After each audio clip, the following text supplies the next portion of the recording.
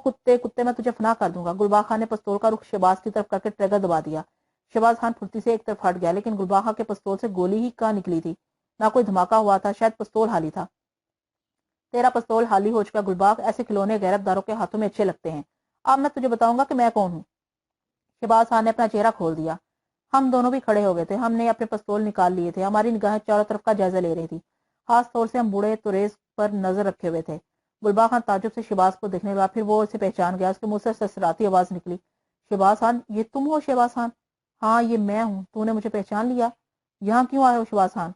गुलबाग समझ कर बोला। वैसे वो किसी हद तक नर्वस नजर आ रहा था। अव्वल तो उसके जवानों ने जवाब दे दिया था, अब वो अभी चूहों की तरह एक कोने में खड़े थे। दूसरे इसका पिस्तौल हाली था, ना जाने किस तरह। रहमान खान के खून का इंतकाम लेने आया हूँ गुलबाग खान, मैं इसके कातलों से इंतकाम लेने आया हूँ। 8 साल बाद? गुलबाग खान मुस्कुरा कर बोला, हाँ, ये 8 साल मैंने तैयारी में गुजारे हैं और वक्त आ गया है कि मैं दौलत खान और इसके खानदान को कब्र में पहुंचा दूं। क्या पूरी फौज साथ लाए हो शहबाज खान? बेटे का इंतकाम लेने आया हूँ, मैं खुद पूरी फौज हूँ। सुन लो भाई, ये शेरों के शेर दौलत खान शेर बब्बर सरताज खान से बदला लेने आया है, पूरे 8 साल के बाद। शहबाज खान की रगों में खून ने जोश मारा है। गुलबाग खान ने मजाक उड़ाने वाले अंदाज में कहा, लेकिन इस बेवकूफ से पूछो, ये दौलत खान के पास पहुंचेगा किस तरह? इस बार एक दूसरी आवाज सुनाई दी और ये तोरेस की आवाज थी। इसने अपनी राइफल उठा ली थी। इसके साथ इसकी मेज पर बैठे हुए दूसरे लोग भी खड़े हो गए थे। मैं तुझे भी पहचान गया हूँ तोरेस कुत्ते, फिक्र मत करो, मैं तेरा भी दिमाग ठीक कर दूंगा। दौलत खान का एक एक आदमी मेरे कहर का निशाना बनेगा। मैं दौलत खान का गुलाम हूँ, पहले तो इसके गुलामों से निपट ले बूढ़े शहबाज खान, इसके बाद दौलत खान की बात करना। तोरेज आगे बढ़ते हुए बोला। इसने अपने आदमियों को भी इशारा कर दिया था, चनाचा वो पांचों भी आगे बढ़ाए। फिर वो हमारे नजदीक पहुंच गए। पिस्तौल नीचे फेंक दे तोरेज, वरना मैं तेरी पेशानी में सुराख कर दूंगा। शहबाज खान ने कहा। तोरेज ने दांत कचकचाकर फायर कर दिया, लेकिन इसके पिस्तौल से भी टच की आवाज निकल कर रह गई और मेरी समझ में रासिम को आवाज देने की वजह आ गई। मुझे यकीन हो गया कि इस वक्त कावा खाने में मौजूद किसी भी शख्स के पिस्तौल या राइफल में कारतूस ना होंगे। मेरे होंठों पर मुस्कुराहट फैल गई। तब तोरेज ने पिस्तौल फेंक दी। वो 2 कदम पीछे हटा और इसने राइफल तान ली। इसके हाथ से पिस्तौल छीन लो, इसने अपने आदमियों को हुक्म दिया। इसके बाद एक दिलचस्प मंजर नजर आया। तोरेज के आदमियों के कदम उठे और फिर वो एक दायरे में घूम गए। इसके बाद उन्होंने कमर पर हाथ रखकर ठुमकना शुरू कर दिया। वो रक्स करने लगे थे। तोरेज मुंह फाड़े इन्हें दिखने लगा। उसका चेहरा गुस्से से सुर्ख हो गया था। इसका पिस्तौल छीन लो, हजीर के बच्चों को धाड़ा और इसके आदमी के रक्स करने की रफ्तार तेज हो गई। कच्ची सराय के जियाले अब पिस्तौल नहीं चलाते, रक्स करते हैं। शहबाज खान ने कहा, तू भी राइफल फेंक दे तोरेज और इनमें शामिल हो जा। अब इनका मसरफ यही है, शहबाज खान ने कहा और दूसरे लम्हे तोरेज राइफल लेकर शहबाज खान पर टूट पड़ा। राइफल का पहला वार मेज पर पड़ा और राइफल टूट गई। दूसरे लम्हे शहबाज खान के पिस्तौल से गोली निकली, तोरेज की पेशानी में दाखिल हो गई। गुलबाग ने दूसरी तरफ छलांग लगाई, लेकिन इसके साथ ही मैंने भी छलांग लगाई। गुलबाग की गर्दन पीछे से पकड़ ली। गुलबाग ने पलटकर मुझसे निपटने की कोशिश की, लेकिन मेरे फौलादी घूंसे ने इसे जमीन चटा दी और मैंने गिरे हुए गुलबाग की पुष्ट पर पांव रख दिया। ये सब कुछ बड़ी फुर्ती से हो गया था। तोरेज के साथी अब भी ठुमक ठुमक रक्स कर रहे थे। इनके चेहरे सुर्ख हो गए थे और आंखें फरते हैरत से बंद हुई जा रही थी। हाल में बैठे हुए दूसरे लोग खड़े हो गए थे। वैसे वो लोग शायद इस जंग में हिस्सा नहीं लेना चाहते थे, क्योंकि गैर मुतल्लक थे। मुमकिन है वो गुलबाग से भी खुश ना हो। तूने मेरी फौज देख ली गुलबाग, उठ बाहर निकल, मुझे तुझसे बहुत से हिसाब चुकाने हैं। शहबाज खान ने कहा और इसने हाल में से एक रस्सी तलाश की, गुलबाग खान की गर्दन में फंदा बनाकर डाल दिया। कच्ची सराय के लोगों, अगर दौलत खान इसकी तलाश में आए तो उसे बता देना कि शहबाज खान आया था, उसे रस्सी से बांध कर ले गया। इसे कह देना कि बहुत जल्द इससे भी मिले और रहमान खान के खून का हिसाब चुकाएगा, तैयारी कर ले। इसे कह देना कि वो बहुत जल्द इससे भी मिलेगा और रहमान खान के खून का हिसाब चुकाएगा, तैयारियां कर ले।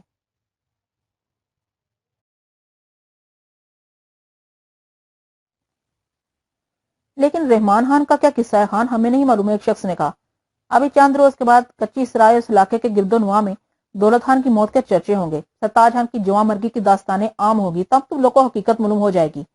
शहबाज ने पुरजोश आवाज में कहा। इसने गुलबाग खान की गर्दन में बंधी हुई रस्सी को एक झटका दिया और गुलबाग खान गिर पड़ा। उठ, शहबाज ने इसके एक ठोकर रसीद की। गुलबाग दांत पीसता हुआ खड़ा हो गया। कच्ची सराय के लोगों, मेरी मदद करो, इन्हें हलाक कर दो। अगर तुमने मेरी मदद ना की तो दौलत खान के कहर का शिकार हो गए। वो तुम्हारे घरों को आग लगा देगा। वो गुलबाग खान ने तमाशा देखने वालों से कहा। वह खड़े हुए लोगों के चेहरों पर हकारत के आसार फैल गए। फिर में से एक बूढ़ा आगे बढ़ा। खूब जानते हैं हम तुम्हें गुलबाग खान, खूब जानते हैं तेरे दौलत खान को। ये तेरा आपस का मामला है, खुद ही निपट और आवाज दे अपने दौलत खान को। रहा हमारा मामला तो हमारे भी हाथ पांव हैं।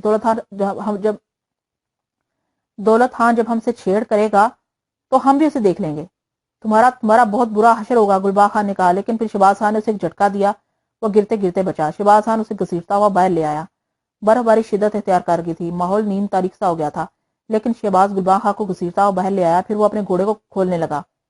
ہم دونوں خاموشی سے اس کی تکلید کر رہے تھے۔ ویسے طالوت نے اپنے گھوڑے پر سوار ہوتے ہوئے کہا، بوڑھا شدید غصے میں ہے۔ میں نے کوئی جواب نہیں دیا اور خاموشی سے خود بھی اپنے گھوڑے کی طرف بڑھ گیا۔ بوڑھے نے گلباغ خان کی گردن میں پھنسی ہوئی رسی گھوڑے کی زین سے باندھ لی تھی، پھر اس نے گھوڑے کو آگے بڑھا دیا۔ گھوڑے کی رفتار زیادہ تیز نہیں تھی، لیکن گلباغ خان کو گرنے سے بچنے کے لیے دوڑنا پڑ رہا تھا۔ برفباری کی وجہ سے آنکھوں کے سامنے دھند چھائی ہوئی تھی، کچھ نظر نہیں آ رہا تھا۔ کچی سرائے کے لوگ گھروں میں گھسے ہوئے تھے، کوئی اس وقت اس کی مدد کو نہیں آ سکتا تھا۔ پھر چہنے کی ہمت بھی نہیں تھی، گردن کا بندھا کافی تنگ تھا۔ اگر چہنے کی وجہ سے شہباز خان نے گھوڑے کی رفتار تیز کر دی تو زندگی محال ہوگی۔ پھر ان لوگوں نے ہی ساتھ کہاں دیا جو اس کا کھاتے تھے۔ گلباغ خان کے وہم و گمان میں بھی نہیں تھا کہ زندگی کے کسی حصے میں ایسی تکلیف، ایسی ذلت اٹھانی پڑے گی۔ اس کی ذہنی کیفیت خراب ہو رہی تھی۔ کبھی اسے شدت سے اپنے ساتھی پر تاؤ آتا، جنہوں نے شہباز کی شکل دیکھتے ہی طوطے کی طرح آنکھیں بدل لی تھی، ورنہ شہباز خان پر حملہ کرنے کی بجائے رقص کرنا کیا معنی رکھتا تھا۔ کبھی بڑے شہباز خان پر، شہباز خان 8 سال کے بعد اتنا شیز زور کیسے ہو گیا، دولت خان سے ٹکرانے آ جائے۔ لیکن جو کچھ تھا نگاہوں کے سامنے تھا، بلکہ خود پر بیت رہی تھی۔ ان راستوں سے واقفیت تھی، ورنہ نہ جانے کہاں جاتا۔ شہباز اسے بستی سے باہر لے جا رہا تھا۔ ابھی تک گلباغ گرا نہیں تھا، زمین پر برف کی اچھی خاصی تہ جم گئی تھی، جس کی وجہ سے پاؤں اندر دھنسنے لگے تھے۔ بہرحال سفر طے ہو گیا۔ اب وہ پہاڑی کے دامن میں تھے۔ اس پہاڑی میں چھوٹے چھوٹے غار موجود تھے اور غالباً شہباز خان نے انہی غاروں کو منتخب کیا تھا۔ ایک غار کے دھانے پر شہباز خان نے گھوڑا روک لیا اور ہم دونوں بھی اس کے ساتھ رک گئے۔ میں ایسے اندر لے جاؤں گا، شہباز خان نے گھوڑے سے اترتے ہوئے کہا۔ ضرور لے جاؤ شہباز خان، کیا ہم باہر پہرا دیں؟ کوئی ضرورت نہیں ہے، کون اس کتے کی مدد کو آئے گا؟ آؤ اندر آؤ، شہباز خان نے کہا۔ پھر وہ گلباغ کو گھسیٹتا اور غار میں لے گیا۔ میں نے گھوڑے ایک چٹانی صاحبان کے نیچے کھڑے کر کے ان کی لگامیں ایک نوکدار پتھر میں باندھ دی۔ پھر ہم دونوں بھی شہباز خان کے پیچھے غار میں داخل ہو گئے۔ گلباغ خان زمین پر بیٹھا ہوا کہر آلود نگاہوں سے شہباز خان کو دیکھ رہا تھا، اور شہباز خان کے ہونٹوں پر درندگی سے بھرپور مسکراہٹ تھی۔ ہاں گلباغ خان، اب تم زبان کھول دو، شہباز خان نے اپنا شکاری چاقو ایک تیز کرکراہٹ کے ساتھ کھولتے ہوئے کہا۔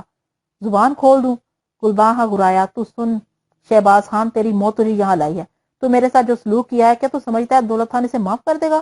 دولت خان تیرے جسم کی ایک ایک بوٹی کر دے گا۔ یہی نہیں، وہ سرحد کے پار جائے گا، تیری عورت کو پکڑ کر لائے گا، پھر ہر حاس و عام کو اس کی دعوت دے گا۔ تیرا وہ حشر ہوگا شہباز خان، جس کا تو نے تصور بھی نہیں کیا ہوگا۔ میں تیری زبان باہر نکالوں گا گلباغ خان، تیرے ساتھ وہ سلوک کروں گا جو تیرے وہم و گمان میں نہیں ہوگا۔ لیکن ابھی نہیں، ابھی تو تجھے بتانا ہے میرے بیٹے کی موت کس طرح ہوئی۔ اس طرح جیسے کوئی خارش زدہ کتا مارا جاتا ہے۔ سرتاج خان نے اسے کہا کہ وہ زندگی بچانا چاہتا ہے تو دوڑے اور اس کے پستول کی رینج سے باہر نکل جائے۔ سرتاج خان کے ہاتھ میں ایک بڑا سیب تھا۔ اس نے کہا وہ سیب کھائے گا اور جو ہی سیب ختم ہوگا وہ سیب کا گولی چلا دے گا۔ چنانچہ شہباز خان تیرا بیٹا پست دکھا کر بھاگا اور سرتاج خان مزے سے سیب کھاتا رہا۔ پھر جو ہی سیب ختم ہوا اس نے گولی چلا دی۔ تیرا بیٹا بڑا ہی اناڑی تھا، رینج سے نہ نکل سکا اور ڈھیر ہو گیا۔ غلط، بالکل غلط، جھوٹ بولا کتے۔ رحمان خان نے پست نہیں دکھائی ہوگی، اگر وہ پست دکھا کر مارا گیا تو پھر میں دولت خان سے کوئی بدلہ نہیں لوں گا۔ بزدل بیٹے کی موت پر مجھے خوشی ہوگی۔ سچ بول گلباغ خان، سچ بول، کیا وہ اسی طرح مارا گیا؟ شہباز خان نے تڑپتے ہوئے لہجے میں کہا۔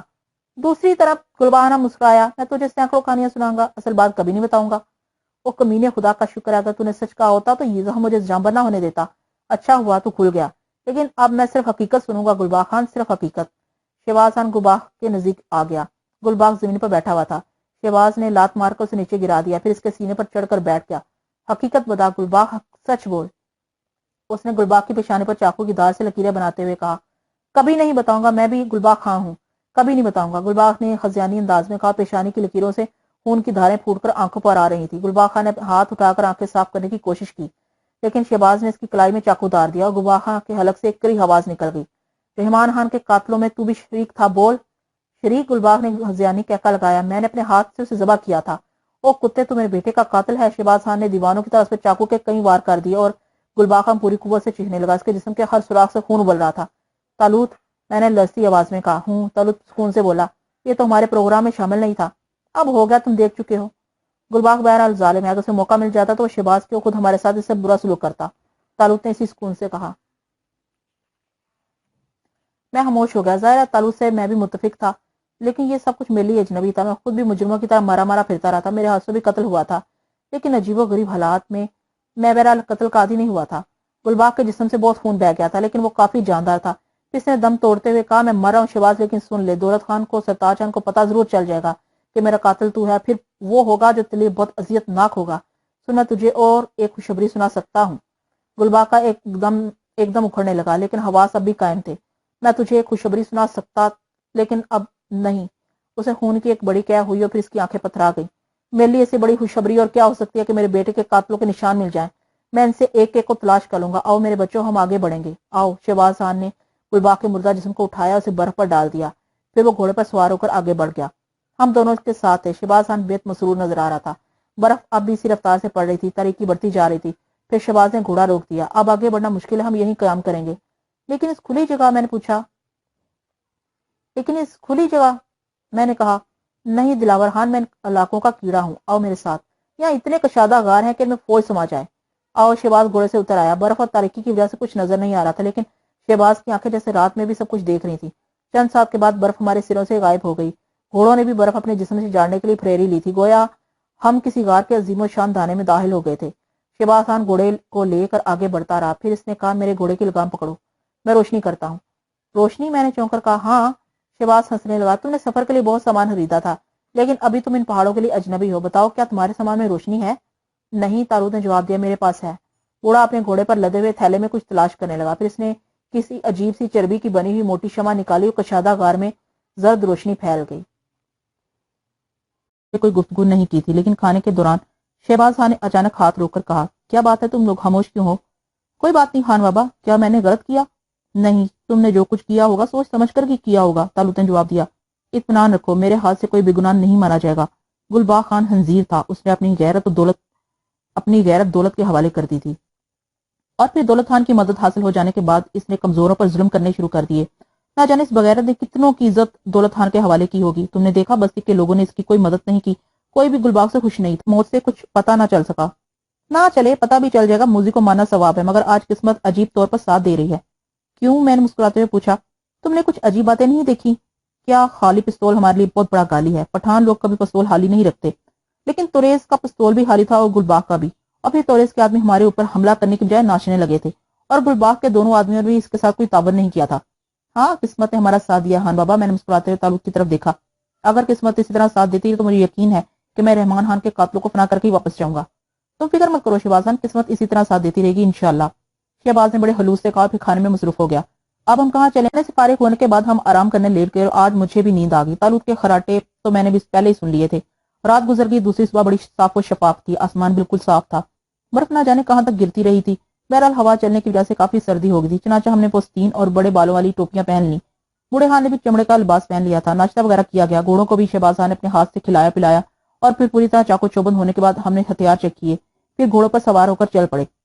तहदे निगाह सफेद सफेद बर्फ नजर आ रही थी। अगरचा सूरज निकला हुआ था, लेकिन धूप में जरा भी हिद्दत नहीं थी। सर्दी शदीद थी। कभी कभी बादलों के टुकड़े सूरज पर आ जाते तो सर्दी का एहसास शदीद हो जाता। तालुत का घोड़ा मेरे घोड़े के बराबर दौड़ रहा था। तालुत ने मुस्कुराते हुए मेरी तरफ देखा, फिर आहिस्ता से बोला, आरफ? हूँ, मैंने कहा। क्या बात है, तुम कुछ उलझे उलझे हो? नहीं, तुम्हारा ख्याल है। क्या ये तब्दीली तुम्हें पसंद नहीं आई? आई है, मैंने मुतसर जवाब दिया। नहीं, तुम संजीदा हो, मुझे तो ये मनाजिर बेहद पसंद है। बर्फ पोश पहाड़, खूबसूरत और खतरनाक रास्ते, शहरों के बनिस्बत कितने पुरस्कून है। हाँ, लेकिन हम जिस मसले में उलझ गए हैं, मेरा ख्याल है तवील ना होगा। बड़े मियाँ का काम हो जाएगा तो इन्हें छुट्टी दे देंगे। ठीक है, लेकिन इनका काम आसान नहीं होगा। हम लोग आसान कामों के आदी भी नहीं है। बड़े मियाँ भी क्या याद करेंगे? तालुत एक और मैं होश हो गया। एक तकरीबन 25-30 के करीब घड़सवार बिल्कुल सामने से आ रहे थे। सब के सब मुसल्ला थे। इनकी क़ियादत एक देव पैकर इंसान कर रहा था। उसने बालों वाले रीछ की खाल का चुस्त कोट पहन रखा था और उसके कंधे से राइफल लटकी हुई थी। हम लोगों का इस तरह आमना सामना हुआ था कि हम ठिठक कर रह गए। शहबाज खान ने घोड़े की लगामें खींच ली, फिर इसके मुंह से गुर्राहट निकली। दौलत खान? कौन सा है? तालुत ने पूछा। मगर नहीं, दौलत खान अभी तक इतना जवान नहीं हो सकता। वो यकीनन सरताज खान है। वो आप काम शक्ल। दूसरी तरफ भी घोड़े रुक गए थे। देव पैकर इंसान का हाथ पेटी के रिवॉल्वर पर पहुंच गया।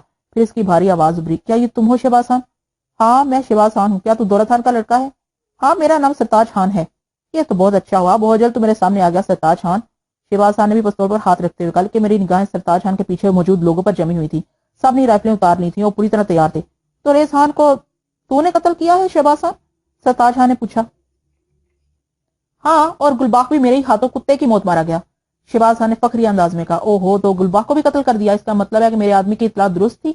सरताज खान भेड़ी की तरह गुराया। बिल्कुल दुरुस्त। शहबाज खान ने कहा। तूने इन दोनों को क्यों कत्ल किया शहबाज खान? सरताज ने पुरस्कून लहजे में कहा, इसलिए कि ये तेरे साथी थे। दौलत खान से मेरी पुरानी दुश्मनी है और मैं बदला लेने आया हूँ। इतने तवील अरसे तक तेरा खून क्यों सर्द रहा शहबाज खान? सरताज ने तंज़ी अंदाज में कहा, वक्त का इंतजार था, वक्त आ गया।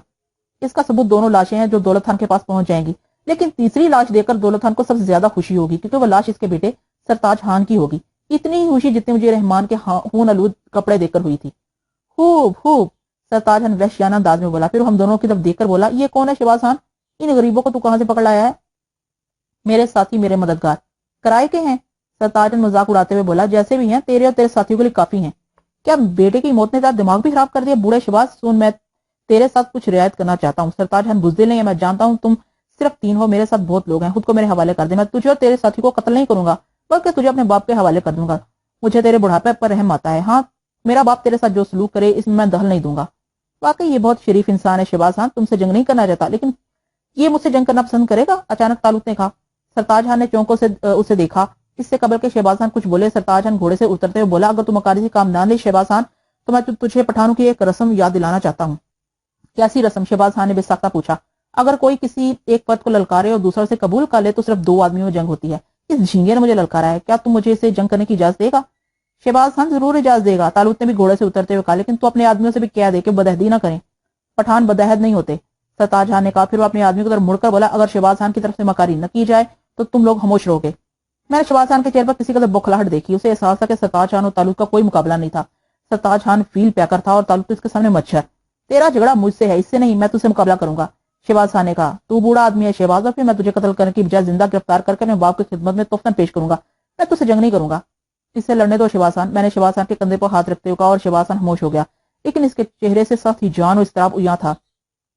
او جوان، کیا تو اپنی بات پر قائم ہے؟ سرتاج خان نے مسکراتے ہوئے طالوت کو دیکھا۔ بالکل، لیکن اس جنگ کا نتیجہ کیا ہوگا؟ ہم دونوں میں سے ایک کی موت۔ اس کے بعد؟ طالوت نے پوچھا۔ اس کے بعد میں ان دونوں کو گرفتار کر کے اپنے باپ کے پاس لے جاؤں گا۔ اور اگر تم مارے جاؤ سرتاج خان؟ تب؟ سرتاج خان نے مسکراتے ہوئے کہا، تب پھر میرے آدمی یہاں سے 500 گز دور ہٹ جائیں گے۔ اس کے بعد تم لوگ مقابلہ کرنا، اس کے بعد جو بھی نتیجہ ظاہر ہو۔ ٹھیک ہے مجھے منظور ہے، طالوت نے کہا۔ سرتاج خان نے گھوڑے کی لگام ایک آدمی کے حوالے کر دی، پھر اس نے ان سے پیچھے ہٹ جانے کو کہا اور بولا، کیسے جنگ کرے گا؟ پستول ہے؟ پستول سے مزہ نہیں آئے گا سرتاج خان، طالوت نے جواب دیا، مگر تیرے پاس تلوار نہیں ہے؟ تیرے پاس ہے؟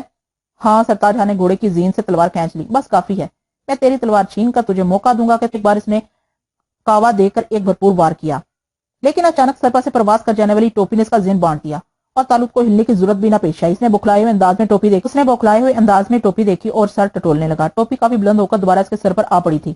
میری ہنسی نکل گئی، جبکہ دوسرے لوگ دم سادے کھڑے تھے۔ بہرحال سرتاج خان نے اسے اتفاق ہی سمجھا تھا، البتہ اس کا چہرہ سرخ ہو گیا تھا۔ اگر مقابل کے ہاتھ میں تلوار ہوتی تو وہ بآسانی اس وقت اس کے سینے میں بھونک سکتا تھا۔ جب اس نے ٹوپی کے لیے اوپر دیکھا تھا، اس بات کو اچھی طرح سمجھ گیا تھا، وہ اس بات پوری طرح چوکنا تھا۔ اس نے گھوم کر تلوار کا دوسرا وار کیا اور اچانک اس کے زر جامے کا بند ٹوٹ گیا، زر جامہ ڈھیلا ہو کر نیچے کھسک گیا اور سرتاج خان نے جلدی سے اسے دونوں ہاتھوں سے پکڑ لیا۔ طالوت حیرت سے اسے دیکھ رہا تھا، پھر اس نے مسخرے سے انداز میں پوچھا، کیا ہوا سرتاج خان؟ کیا پیٹ میں درد ہو رہا ہے؟ سچویشن ہی ایسی تھی، سرتاج خان کیا کہتا؟ ظاہر ہے اس کے دشمن کا کارنامہ تو نہیں تھا، نہ جانے کس طرح، نہ جانے کیسے ہو گیا۔ دوسرے میں وہ پیچھے پلٹا، پھر اپنے آدمی کے پیچھے چلا گیا۔ شہباز خان نے کہہ لگایا تھا، کیا بات ہے سرتاج خان، کیا تم نے میدان چھوڑ دیا؟ ابھی واپس آتا ہوں۔ ضرورت سے فارغ ہو گئے ہو؟ ابھی تو اس نے ایک وار بھی نہیں کیا۔ شہباز خان نے ہنستے ہوئے کہا، خود میرے پیٹ میں کیا ابل رہے تھے، اور طالوت معصوم سی شکل بنائے کھڑا تھا۔ چند منٹ کے بعد سرتاج خان پھر واپس آ گیا۔ اب اس کے چہرے پر جھلاہٹ اور دیوانگی طاری تھی۔ آتے ہی اس نے تلوار کے تابڑ توڑ حملے کیے شروع کر دیے۔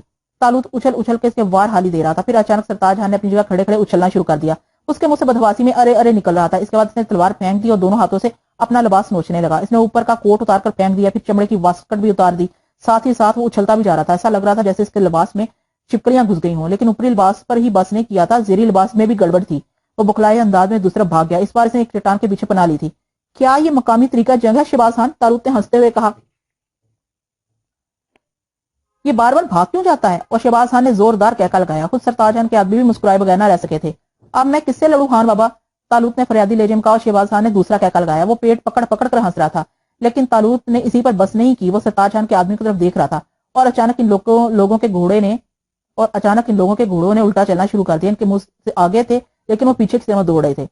ان کے منہ آگے تھے لیکن وہ پیچھے کی سمت دوڑ رہے تھے۔ بہت سے سوار بکھلا کر ان پر سے کود پڑے اور بہت سے انہیں پیٹ کر روکنے کی کوشش کر رہے تھے، لیکن ایک بھی گھوڑا نہ رکا۔ کودنے والوں نے دوڑ کر اپنے گھوڑے پکڑ لیے تھے، لیکن گھوڑے تھے کہ کسی طور نہیں رک رہے تھے۔ وہ خود بھی رکنے کی کوشش نہیں کر رہے تھے، اس کوشش میں اچھل رہے تھے، گر رہے تھے، کھڑے ہو رہے تھے۔ ایک عجیب سی افراتفری پھیل گئی۔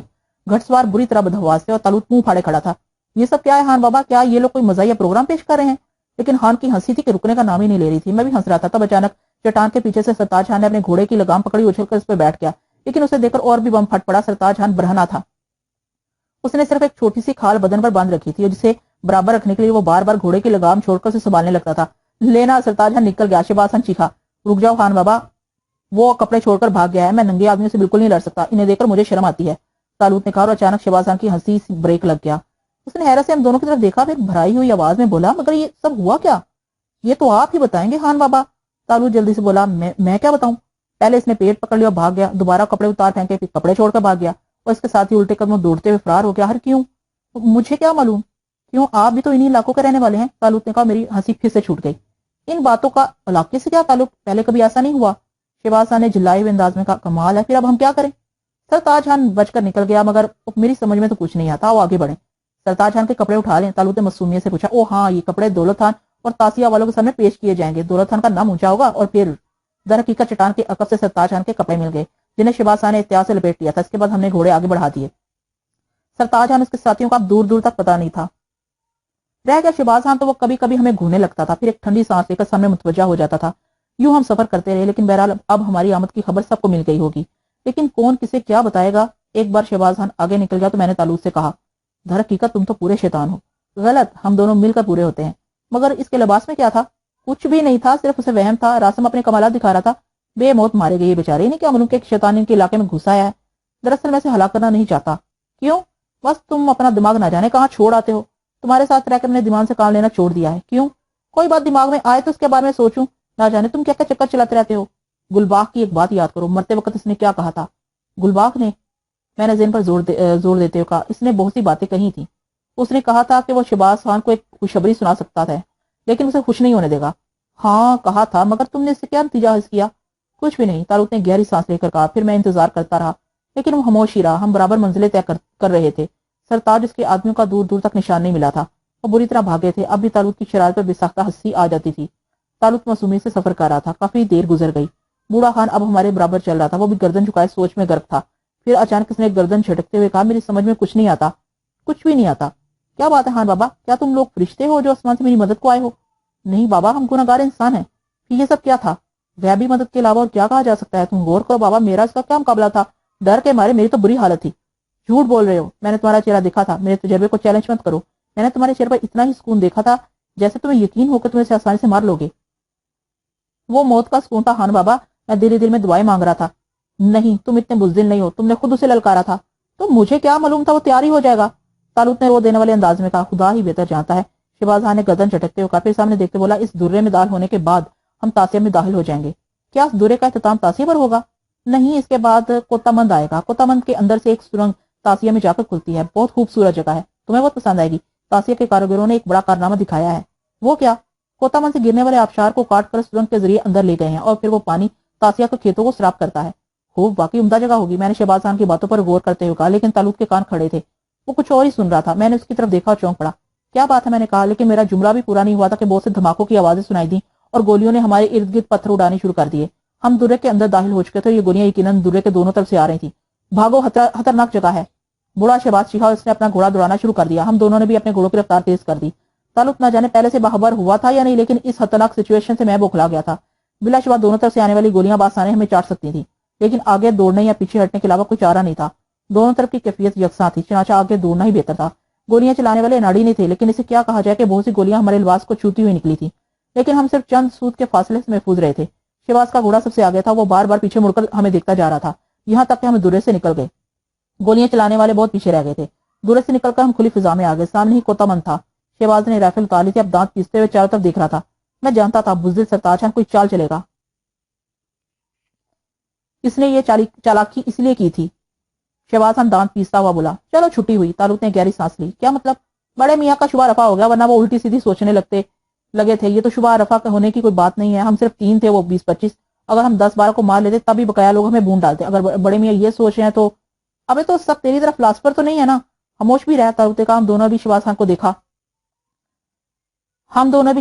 देखा। देखी राइफलें उतार ली थी, लेकिन दर हकीकत अब सरताज खान के आदमी हमारे सामने आने से कतरा रहे थे और हमें दुर्रे की बुलंदियों पर कोई नकलो हरकत नजर नहीं आ रही थी। वो चोर सामने नहीं आएगा। आओ, अब तासिया में ही से मुलाकात होगी। आओ, शहबाज ने एक चौड़ी सुरंग के दाने की तरफ बढ़ते हुए कहा। कोतामंद से निकलने वाला आबशार साफ नजर आ रहा था। वैसे दर हकीकत ये इलाका बेहद खूबसूरत और सरसब्ज था। آبشار کے چاروں طرف پہاڑی کے دامن میں سبزہ پھیلا ہوا تھا اور شاید چٹان کے رخ کو اندر موڑ دیا گیا تھا کیونکہ آبشار کا پانی چٹان سے نیچے گر رہا تھا، پہاڑ ہی میں غائب ہو جاتا تھا۔ نہایت عمدہ ترکیب تھی۔ آبشار کو سرنگ کے اندر موڑنا آسان بات نہیں تھی، لیکن ان جفاکش لوگوں کو دیکھنے کے بعد حیرت میں کمی ہو جاتی تھی۔ مجھے اور طالب کو یہ جگہ بہت پسند آئی تھی، لیکن افسوس ہم یہاں سیر و تفریح کرنے نہیں، کشت و خون کرنے آئے تھے، جس کی ابتدا شہباز خان نے کر دی تھی۔ گو سرتاج خان سے تعلق کا طریقہ جنگ مجھے بہت پسند آیا تھا۔ یہ جنگ بھی تھی اور تفریح بھی، لیکن میں جانتا تھا کہ تفریح عارضی ہے۔ اس علاقے میں تو قدم قدم پر گولیاں چلتی ہیں، کہاں تک تفریحات کا سہارا لیا جائے گا؟ اور پھر شہباز خان کے تیور تو بہت خراب تھے۔ ان سے اندازہ ہوتا تھا کہ ہر اس شخص کو موت کے گھاٹ اتار دے گا جس کے بارے میں شبہ ہوگا کہ اس کا سرتاج خان اور دولت خان سے کوئی تعلق ہے۔ وہ تو آیا ہی اس لیے تھا اور تالوت پورے طور سے اس کا مددگار تھا۔ بہرحال ہنگاموں میں میری کیا چلتی، میں کر بھی کیا سکتا تھا؟ کیا تاسیہ میں ہمارا داخلہ علیل اعلان ہوگا؟ میں نے سرنگ کے دھانے کی طرف بڑھتے ہوئے کہا۔ ہاں، ہم چوروں کی طرح داخل نہیں ہوں گے، شہباز خان نے سینہ تان کر بولا۔ لیکن سرتاج خان ہمارے پیچھے ہے، وہ جس قدر بزدل ہے تم دیکھ چکے ہو، اب وہ پیچھے پٹاخے چلاتا رہے گا۔ ویسے یہ بات اسے بدحواس کرنے کے لیے کافی ہے کہ ہم اس کے شہر میں داخل ہو رہے ہیں، اس کی بزدلی کا راز ہمارے سینے میں ہے۔ اس کے آدمیوں کو بھی معلوم ہے، میں نے کہا۔ اگر ایک بھی آدمی پر اسے شبہ ہوا تو یہ راز کسی اور کو بتا دے گا تو وہ تو اسے زندہ نہیں چھوڑے گا۔ دولت خان کے ہم شکل نے طبیعت بھی دولت خان کی سپاہی ہوگی، شہباز خان نے کہا۔ میں خاموش ہو گیا۔ تعلق تمہاری باتوں سے لاتعلق نظر آ رہا تھا، ایسا لگتا تھا جیسے اسے اس گفتگو سے کوئی سروکار ہی نہ ہو۔ میں نے اس کی شکل دیکھی اور مجھے غصہ آنے لگا۔ اسے کسی بھی قسم کے حالات کی کیا پرواہ ہو سکتی ہے؟ وہ محفوظ ہے۔ ہاں، اگر کسی کو تمہاری طرف سے غافل ہو جائے تو شامت تو ہم دونوں کے ہی آئے گی۔ لیکن میں یہ بات تعلق سے نہیں کہہ سکتا تھا۔ بوڑھا شہباز تو آیا ہی منہ سے کھلنے تھا۔ تھوڑی دیر کے بعد ہم اس عظیم شان سرنگ کے دانے کے پاس کھڑے تھے جو شاید تاسیہ میں دال ہونے کا دروازہ تھا۔ آبشار کا پانی اس کے اوپر سے گزر کر اندر کسی سمت جا رہا تھا۔ اس کی آواز کی گرج ضرور محسوس ہو رہی تھی، لیکن وہ کہیں نظر نہیں آتا تھا۔ بے حد شاندار جگہ ہے، بالکل جادوئی کارنامہ معلوم ہوتا ہے، تعلق نے تعریفی انداز میں کہا۔ ان پہاڑوں میں بڑے بڑے جفاکش موجود ہیں، وہ بہت بڑے دماغ رکھتے ہیں۔ افسوس ان لوگوں کو اچھے رہبر نہیں ملتے، اس لیے وہ اپنی صلاحیتیں لیے قبر میں جا سوتے ہیں، شہباز خان نے کہا۔ یا پھر آپس کی دشمنیوں میں زندگیاں برباد کر دیتے ہیں، تعلق بولا۔ یہ بھی درست ہے میرے بچے، شہباز خان نے ٹھنڈی سانس بھری اور خاموش ہو گیا۔ سرتاج خان کے آدمی کی نقل و حرکت اب دور دور تک نظر نہیں آ رہی تھی۔ ہم انتظار کرتے رہے، پھر مایوس ہو گئے۔ یہ بھی ہو سکتا ہے خان بابا کہ سرتاج خان سرنگ کے دوسرے دھانے پر اپنے آدمیوں کے ساتھ ہمارا انتظار کر رہا ہو اور جو ہی ہم سرے پر پہنچے وہ ہمیں گولیوں پر رکھ لے، میں نے کہا، اور شہباز خان چونک پڑا۔ وہ چلتے چلتے رک گیا اور میری طرف دیکھنے لگا۔ ہاں، وہ لومڑی کی اولاد یہ حرکت کر سکتا ہے، ہم اسے اس کا جواب دے سکتے ہیں، اس لیے فکر مت کرو۔ تعلق کی آواز سنائی دی اور وہ دانت پیس کر رہ گیا۔ ویسے دلیر خان ٹھیک کہتا ہے، ہم تاسیہ ضرور چلیں گے، آؤ، شہباز خان نے کہا۔ ہم نے سرنگ میں گھوڑے آگے بڑھا دیے۔ سروں پر روشنی تھی، لیکن ہم جو آگے بڑھ رہے تھے سرنگ تاریک ہوتی جا رہی تھی۔ گھوڑے بھی پھونک پھونک کر قدم رکھ رہے تھے، وہ کسی قدر خوفزدہ تھے، غالباً اس سے قبل وہ اس علاقے میں نہیں آئے تھے۔ تاہم ہم پامردی سے آگے بڑھ رہے تھے، ہمارے سروں پر ایک عجیب سی سرسراہٹ گونج رہی تھی۔ بڑا سنسنی خیز سفر تھا، عقب سے بھی خطرہ تھا اور سامنے سے بھی۔ جگہ بھی ایسی تھی کہ ہم کسی طرف فرار نہیں ہو سکتے تھے۔ بہرحال آگے بڑھتے رہے۔ یہ سرسراہٹ، میں نے کہا۔ پانی ہمارے سروں سے گزر رہا ہے، شہباز خان نے جواب دیا، اور پتھروں کی موٹائی کافی ہوگی، کیا پانی نے کاٹ نہیں سکتا؟ تعلق نے پوچھا۔ اس کا انتظام کر لیا گیا ہے کیا؟ وہ چٹان جس پر گرنے کے بعد آبشار کا رخ مڑتا ہے قدرتی طور پر وہاں نہیں جمی ہوئی، اسے ضرورت کے تحت موڑا بھی جا سکتا ہے۔ اس طرح آبشار نیچے گرنے لگتا ہے، اس رنگ کی صفائی اور مرمت کر لی جاتی ہے جس سے پانی گزرتا ہے۔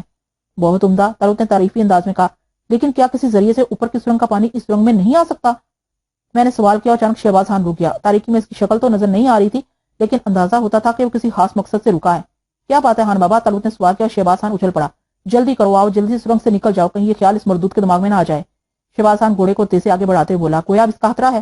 100%، جلدی آؤ، ہم آدھی۔ لیکن الفاظ شہباز خان کے حلق ہی میں اٹک گئے۔ جس جگہ ہم تھے وہاں سے صرف چند گز کے فاصلے پر اچانک روشنی ہوئی، پھر ایک خوفناک آواز کے ساتھ آبشار کا پانی اندر گھس آیا۔ بھاگو، واپس بھاگو، شہباز خان چیخا، لیکن ہمارے عقب میں بھی پانی کھل گیا۔ پانی کے طوفانی شور میں اس بار شہباز خان کی آواز بھی سنائی نہ دی۔ جس طرف سے ہم آ رہے تھے وہ بلندی پر تھی، ہم بتدریج ڈھلان میں جا رہے تھے، اس لیے عقب سے آنے والے پانی کے ریلے نے گھوڑوں کے قدم اکھاڑ دیے۔ گھوڑے بھیانک آوازوں میں چیخے، انہوں نے کھڑے ہونے کی کوشش کی، لیکن یک پانی کا خوفناک ریلا بے پناہ طاقتور تھا۔ اس نے گھوڑوں کو اچھال کر چھت سے ٹکرایا۔ صرف ایک لمحے میں میرے جسم کے نیچے سے گھوڑا نکل گیا اور میں سرنگ کی دیوار سے ٹکرایا۔ میرے ہاتھ ہلا میں جھول گئے، کسی موہوم سے سہارے کی مدد فضول تھی۔ پانی کا ریلا مجھے اڑا کر آگے لے چلا۔ برف سے زیادہ ٹھنڈے پانی نے ایک لمحے میں ذہن سن کر دیا، ہاتھ پاؤں مفلوج کر دی۔ کوئی خیال ذہن میں نہیں تھا، کوئی بات سمجھ میں نہیں آ رہی تھی، اندازہ ہی نہیں ہو رہا تھا کہ یہ سب ہو کیا رہا ہے۔ عجیب سی کیفیت تھی، میرا پورا بدن اینٹ کیا اور سرنگ پانی سے بھر گئی تھی۔ پانی چھت تک پہنچ گیا تھا کیونکہ اس کی مقدار بھی زبردست تھی۔ اندازہ نہیں ہو سکا کہ ہوش کے کتنے لمحات گزرے تھے۔ پہلے دماغ میں ٹھنڈک ہوئی، پھر دم گھٹنے لگا، جان کنی کے عالم کا بھی احساس تھا، لیکن اس کے بعد سارے احساسات سے عاری ہو گیا، کچھ ہوش نہیں رہا۔ لیکن عالم بے ہوشی کا وقت بھی متعین نہیں کر سکا، ہوش آ گیا۔ ہاں، کیسی حیرت انگیز بات ہے، ہوش آ گیا تھا، لیکن دماغ بدستور معاف تھا، سوچنے سمجھنے کی قوتیں سوئی ہوئی تھی۔ بہرحال کافی دیر تک یہ کیفیت رہی، پھر حواس واپس آ گئے۔ احساسات جاگے تو محسوس ہوا کہ چاروں طرف پتھریلی دیواریں ہیں، اوپر چھت ہے، یہ ناہموار دیواریں کوئی غار ہی ہو سکتا ہے، لیکن یہ غار ذہن میں تحریک ہوئی اور موت کی سرنگ یاد آ گئی۔ ایک بار پھر حواس جواب دینے لگے۔ وہ تصور اس قدر بھیانک تھا، خدا کی پناہ، چاروں طرف سے بند سرنگ اور طاقتور سفید پانی، کتنا ٹھنڈا، کتنا یخ۔ لیکن اس کے بعد زندگی کا کیا سوال ہے؟ تو کیا یہ قبر ہے؟ لیکن ایسی کشادہ قبر، میں نے قبریں تو دیکھی تھی، اتنی کشادہ تو نہیں ہوتی۔ پھر بزرگوں کی بات یاد آ گئی، نیک امال والے کی قبر کشادہ ہو جاتی ہے۔